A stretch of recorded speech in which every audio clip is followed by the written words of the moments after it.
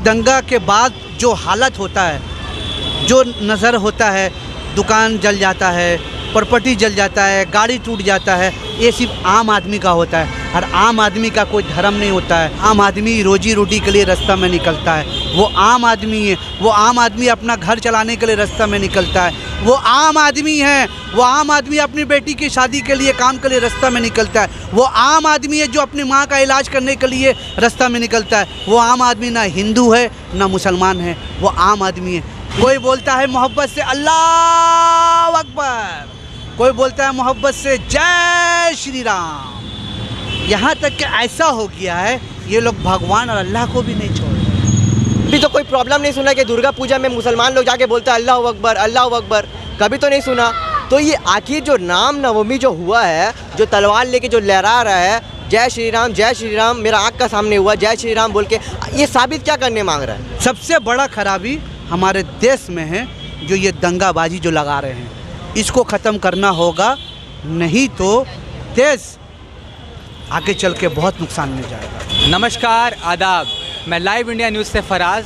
जैसे कि हम लोग देख सकते हैं अभी देश में जो ऐसी लड़ाई चल रही है, झगड़ा चल रही है, आपस में मतभाव चल रहा है, तो जैसे कि हम वो उस भारत को खोज रहे हैं, डाल डाल पे सोने की चिड़िया करती है बसेरा, वो भारत देश है मेरा।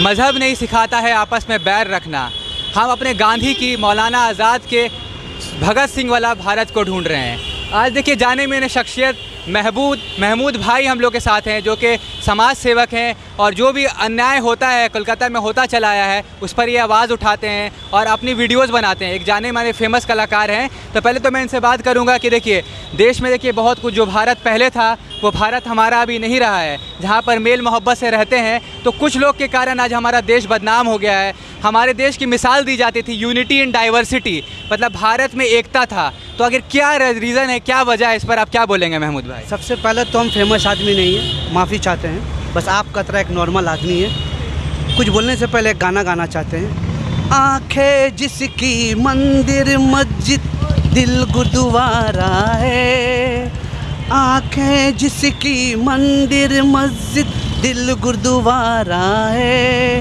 ये देश तुम्हारा है, ये देश हमारा है। अब जो सिस्टम अभी जो चल रहा है, बहुत अफसोस होता है भाई। तन्हाई में जब बैठते हैं ना, बहुत दुख होता है। यही वो देश था, भगत सिंह, जो 23 साल की उम्र में, याद होगा आपको, 23 साल की उम्र में उनको फांसी दिया गया ब्रिटिश गवर्नमेंट के हिसाब से। जो सोचे नहीं, ना परिवार के बारे में सोचे, ना फैमिली के बारे में सोचे, चल गए। देश को आज़ादी दिलाना है। नेताजी सुभाष चंद्र बोस, इस तरह बहुत सा जो फ्रीडम फाइटर थे, नहीं सोचे। मगर आज क्या हो रहा है? एक दूसरे का खून का प्यासा है। कौन है ये लोग, कहाँ से आ रहे हैं? एक दूसरे का खून का प्यासा। कोई बोलता है मोहब्बत से अल्लाह अकबर, कोई बोलता है मोहब्बत से जय श्री राम। यहाँ तक कि ऐसा हो गया है ये लोग भगवान और अल्लाह को भी नहीं छोड़ रहे। दुख होता है। कभी ज़िंदगी में ना हमारा अल्लाह ना हमारा भगवान ये लोग के दिल में आके, ना सपना में आके कभी कहा है कि जाओ मेरा नाम लेके किसी मासूम का मारो पीटो। अगर वो नाम नहीं लेता है तो उसका घर जला दो, उसका मजहब का जो मंदिर है या मस्जिद है तोड़ो भांगो, हम खुश होंगे। ये कोई भगवान ना कोई अल्लाह नहीं करता। तो दूसरा सवाल मेरा है यहाँ पर, जैसे कि 2024 में इलेक्शन होने वाला है, तो क्या आप मानते हैं कि ये इलेक्शन ये वोट बैंक बनाने के लिए बंगाल को तोड़ने की साजिश है? जैसे बंगाल में यूनिटी है, कभी सुनने को नहीं मिला है कि हिंदू मुसलमान में लड़ाई हो रहा है। चाहे वो दुर्गा पूजा हो तो यहाँ पर मुसलमान भाई लोग भी अपना टेंट लगाते हैं, रिलीफ कैंप लगाते हैं। चाहे वो रमज़ान के महीने में भी देखा गया है, कितने रामनवमी में भी मुसलमान भाई लोग हेल्प किए हैं। चाहे वो रमज़ान के महीने में हिंदू भाई लोग मदद करते हैं, अफ्तार पार्टी करवाते हैं, मंदिरों में भी अफ्तार पार्टी देखा गया है। तो क्या ये 2024 की साजिश हो सकती है?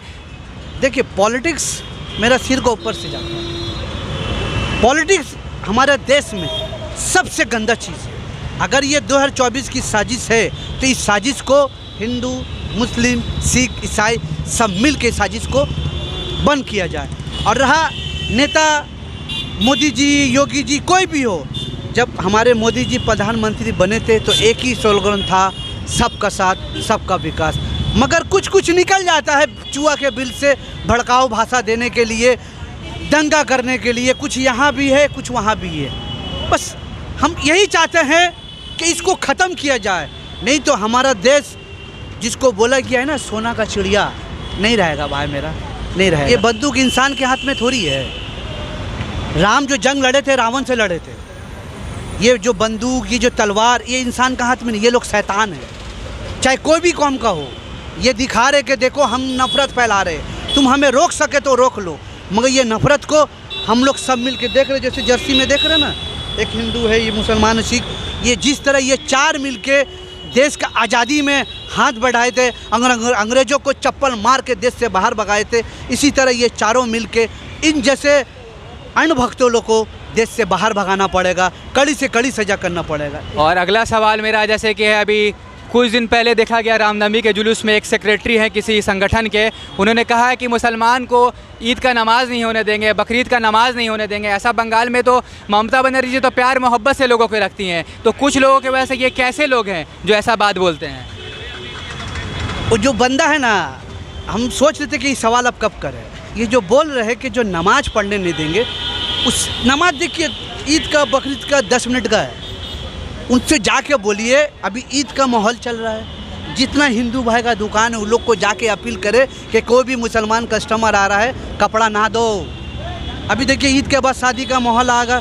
जितना हमारे कलकत्ता में सोना का जितना ज्वेलर्स का दुकान है ज़्यादातर हमारे हिंदू भाई का है। ये लोग सब वहाँ पे जाके बोलते कि मुसलमान को सोना मत बिक्री करो, खाना का सामान मत बिक्री करो, कपड़ा ना बिक्रो। ये हुआ मेन काम भाई मेरा। ये बोलने से थोड़ी होगा नमाज, काम ये करो जाके आप हर दुकान धर्मशाला में जितना चले जाइए, जितना हिंदू दुकान है सबको बंद करवा दीजिए। आप लोग मुसलमान को कपड़ा मत दीजिए, आप लोग मुसलमान को सामान बिक्री मत कीजिए, ये कीजिए। नमाज से क्या होगा, तो 10 मिनट का मैटर है। अगर बंद कर दीजिएगा तो क्या, ये नफरत फैलाइए, इसको बोलिए ये करने के लिए, ये मज़ा आगा करने के लिए। पूरे हिंदू लोग दुकान बंद करके रखेगा, जो कारोबार फरबार जितना है सब बंद करे। जितना बड़ा बड़ा स्कूल में जो मुसलमान का बच्चा पढ़ रहा है सबको बोले निकाल देने के लिए इसका भाषण सुन के, मगर ऐसा पॉसिबल है? बिल्कुल पॉसिबल नहीं है। जैसे कि एक सवाल और है मेरा, जैसे आपने कारोबार का बात किया, बिज़नेस का बात किया, तो जैसे कि मैं कहना चाहूँगा कि रमज़ान का महीना है, मैंने आपके इंटरव्यू में ही सुना था कि जो घर में मुसलमान के जो लच्छा होता है हल्दी राम का होता है, तो उस पर भी राम आता है, तो उस पर आप क्या कहेंगे? देखिए आज हल्दीराम आज नया नहीं है। आप बड़ा बाजार में चले जाइएगा, हल्दीराम आज नया नहीं है। आदमी वो ब्रांड देख के खा रहा है, वो जो पैकेट में लिखा हुआ, भाई कहाँ जा रहे भाई, अरे हल्दीराम का लच्छा लाने, काम गैर मुस्लिम हो गए। ये लोग जो हमेशा एक तो और टिप्पणी दे रहे हैं आपको, ये लोग हमेशा ना पाकिस्तान करते हैं। ये लोग सबसे, हम लोग से ज़्यादा पाकिस्तान से मोहब्बत ये लोग करता है, जो रात दिन सोते उठते पाकिस्तान करता है, और कुछ नहीं है। ये लोग नफरत के सिवा कुछ नहीं फैलाएंगे। बस आप लोग से मेरा रिक्वेस्ट है, हिंदू हो या मुसलमान हो या सिख हो, जहाँ देखे इस तरह का जो गंडगोल हो रहा है, आप लोग सब मिल के इकट्ठा होकर इस झमेला को मिटाइए, बिना हाथ कानून लिए ये लोग को सज़ा दिलवाइए। जो भी हो, चाहे मुसलमान भी क्यों ना हो, तलवार लेके अगर डांस कर रहा है, अल्लाह अकबर कह रहा है, उसको भी पकड़िए, उसको भी जेल थाना लेके जाइए। अगर हिंदू भी है उसको भी कीजिए। इससे क्या होगा, आप लोग का जो मोहब्बत एक सत्य रहेगा, अणभक्त डर के भागेंगे आस्ते आस्ते, याद रखना। आखिरी सवाल मैं करूँगा, आपने बहुत अच्छा कहा, पहले आखिरी सवाल मैं एक आपसे कर लेता हूँ। जैसे भारत की जो आज़ादी मिली थी, उस समय तो सुनने को नहीं मिला था कि हिंदू में लड़ाई हो गया, मुसलमान में लड़ाई हो गया। भारत की आज़ादी तो 2014 में मिली थी, कंगना बोली थी, याद है? आप यार एक तो पत्रकार होकर न्यूज़ मैन होने का आपको मालूम नहीं, कंगना रावत बोली थी ना कि भारत की आज़ादी 2014 में मिली थी, और जो आज़ादी मिली तो भीख में मिली थी। आप भूल गए?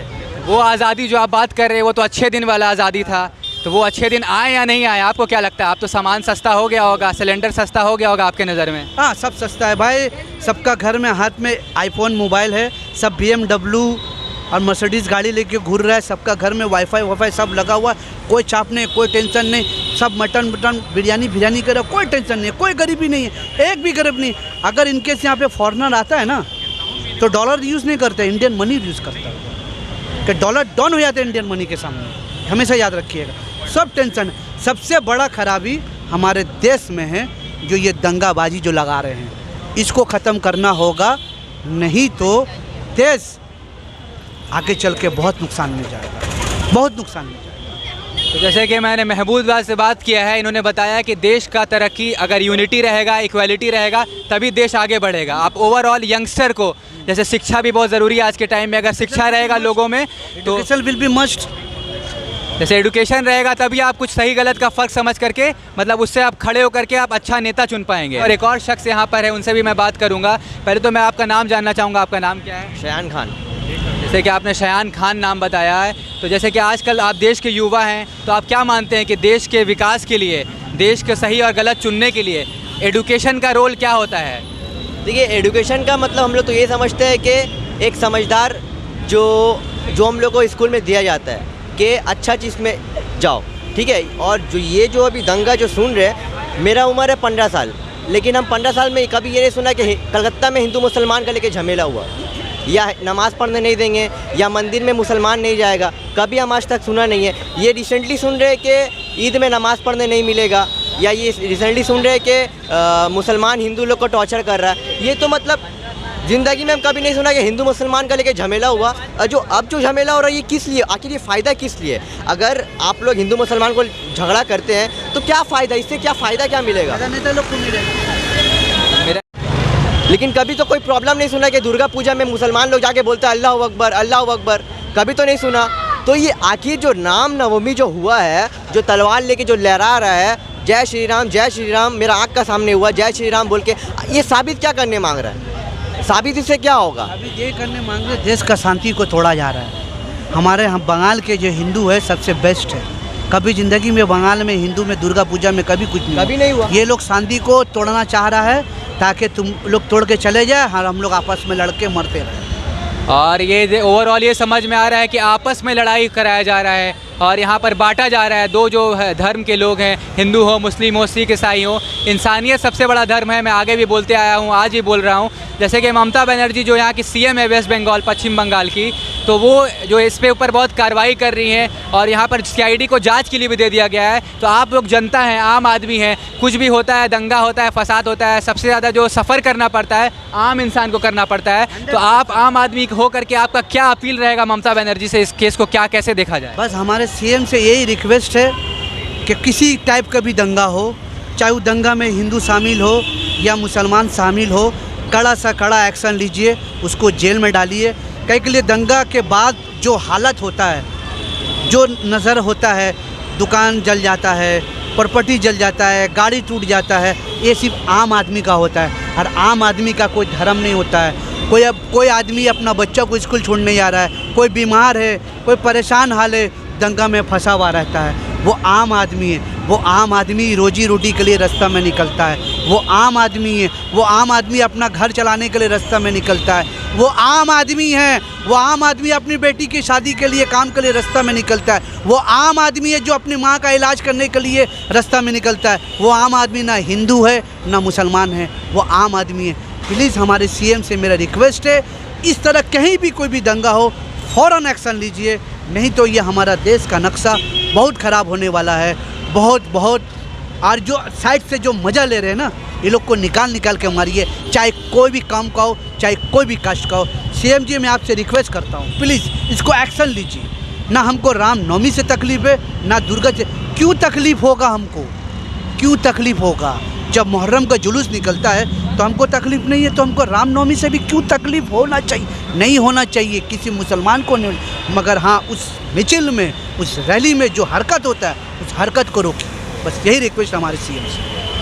जैसे कि मैंने बात किया महमूद भाई से और शयान से, ओवरऑल ये हम लोगों को समझ आया है कि देश में इंसानियत होना चाहिए। हिंदू अपना धर्म को अपने को अच्छे से मनाए, पर्व को मनाए, इससे कुछ लेना देना नहीं है। चाहे मुसलमान भी अपना रमज़ान ईद अच्छे से बनाए, कुछ लेना देना नहीं है। आपस में चैन और सुकून रहे। और ममता बनर्जी जैसे कि जो बंगाल की सीएम है, उनसे ये अपील किया गया है कि देश में अमन और पीस बनाएं और जैसे हमारा पुराना भारत था, खुशी से रहने वाला, वैसे बनाएं। और आगे वीडियोज़ के लिए लाइव इंडिया न्यूज़ देखते रहिए। फ़िलहाल के लिए अभी इतना ही, धन्यवाद। बंगाल हेल्पिंग हैंड ट्रस्ट एक सामाजिक संस्था है और इसके फाउंडर शेख जुल्फिकार अली हमेशा लोगों के भलाई के लिए जमीनी स्तर से जुड़े हुए काम करते हैं। ये संस्था लोगों के जरूरतों को पूरा करने के लिए हर वक्त तैयार रहता है।